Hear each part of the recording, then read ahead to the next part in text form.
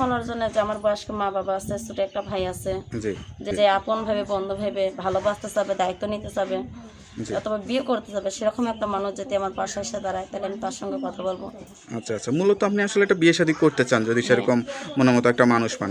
তাই এখন যে একটা সেলাই মেশিনের দোকানে আমি কাজ করি, সে যদি বর্তমানে একটা সেলাই মেশিনও কিনে দিত, দিয়ে যদি আর কোনো টাকা পয়সা হেল্প না করতো আমাকে, তাও যদি সে আমাকে সঙ্গে রেখে কথাবার্তা বলতো, তাও তবু আমি তার সঙ্গে কথাবার্তা বলতাম। সেটাই সেটাই।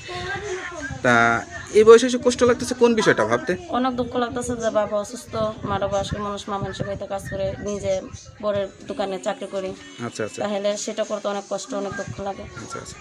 দেশে প্রবাসের বিভিন্ন জায়গার লোকজন এই যে প্রতিবেদনগুলো দেখে বা দেখবে তাদের উদ্দেশ্যে আসলে কি বলার আপনার?